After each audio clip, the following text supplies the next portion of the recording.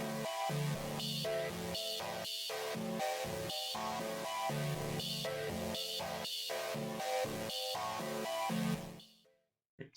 bought my HP Pavilion 690-0067C gaming computer as near as makes no difference a year ago and wanted to share my observations and experiences with this machine.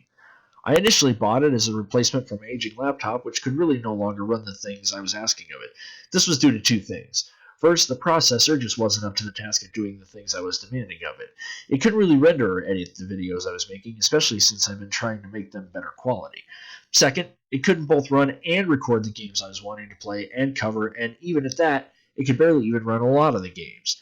Anything older was mostly fine, but the laptop was clearly limited by its lack of a decent GPU. The only thing it had, as far as that goes, was the integrated Intel graphics that were soldered onto the motherboard. This led me to a very obvious choice to finally purchase an upgrade, and this is the machine I decided to go with. Here are the specs. It has an AMD Ryzen 7 CPU at 3 GHz. Since it is an AMD chip, it, like the others, is unlocked and ready to overclock. The problem here, as I will explain later, is the Sunflower motherboard HP has decided to use here. It has 16 gigs of DDR4 RAM, 2 8-gig sticks to be exact, an AMD Radeon RX 550 4GB GPU, a 1TB 3.5-inch hard drive, an integrated media card reader, and a USB Type-C port on the front, along with two USB 3.1 ports and a headset/headphone jack. We also see something kind of rare in the gaming PC market nowadays, an actual optical drive. Granted, it is a laptop-style drive, but there really are no complaints from me here. We also see the usual processor badging, a very discreet but cool single green LED strip, and a matching green LED power button to go with it. Quite handsome. Also, there's also a Spock sticker, in case you might have missed that.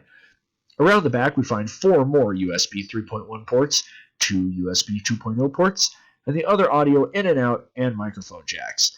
The GPU has your typical trifecta of I/O, DVI, HDMI, and DisplayPort out for your monitors. The case itself is a pretty small form factor, which, as long as you aren't planning on doing a lot of upgrading, is perfectly fine and sits on a desktop without taking up a lot of space and, in fact, can look pretty handsome in the right configuration. It also comes with its own keyboard and mouse, which, well, we'll talk about the negatives here very shortly.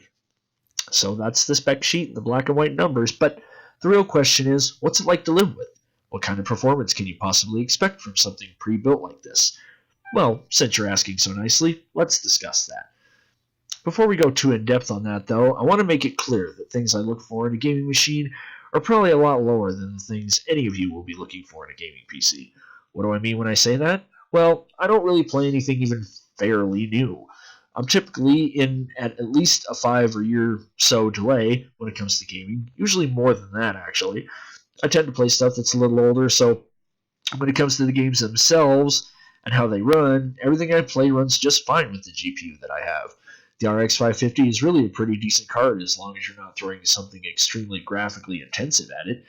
It runs just about everything at a smooth 60 FPS, with the only real notable exception is being Doom 2016. It runs my video editor just fine. I'm not going to tell you what I use.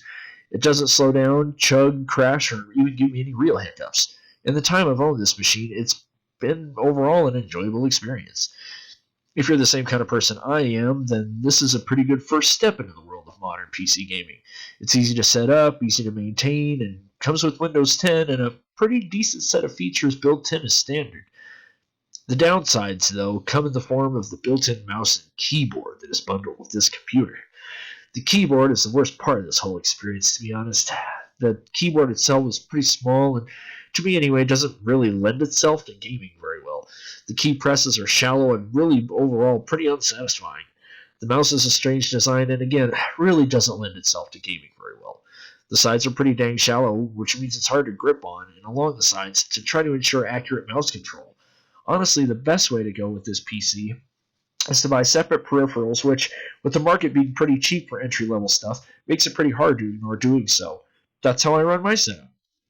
The only real issue I had with the computer itself is the amount of heat that builds up inside the case, which I actually found a decent solution for, which I will show in a different video. This also segues into another downside for this machine. If you're looking for a path to upgrade, the choice is really the CPU. Having an onboard AMD Ryzen processor, you can upgrade quite a bit as far as the red team goes. The GPU, unfortunately, is not so upgradable. The Sunflower motherboard that HP uses in this model is pretty strict with the kind of GPU that it can run. Also, that BIOS that comes standard on these boards does not allow for overclocking. Honestly, the best thing to do in the event you want to upgrade is take the pretty good Ryzen 7 from that HP and slap it in another board. This will honestly save you some money for a new machine if you ever want or need one. All in all, though, I can't say that I have any real complaints about this machine.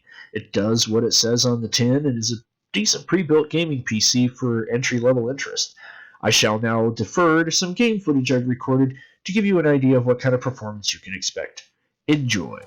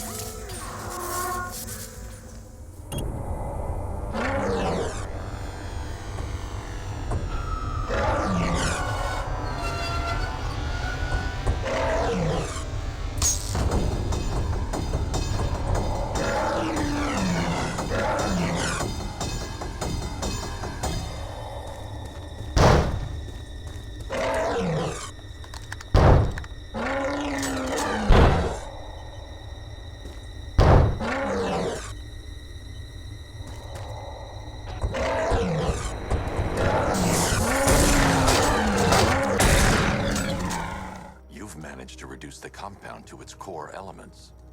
But there's nothing in there that we can trace. What if we'd been looking at this the wrong way? Instead of searching for the toxin, what if we focus on the manufacturing process? Why didn't I see this? The reaction emits a unique radiation spike. Run a scan of the city for this energy signature. It will show where Scarecrow is creating his fear toxin. It'll take a few hours to bring the satellites into position. We don't have enough time. I'll repurpose the antenna at the movie studios. Bruce, I spoke to Dad. I hate lying to him. He'd kill me if he knew I was... Thank you for watching this review. If it was handy or helpful for you, please leave a like and subscribe for updates, more reviews, and other content coming soon. Until then, folks, until then.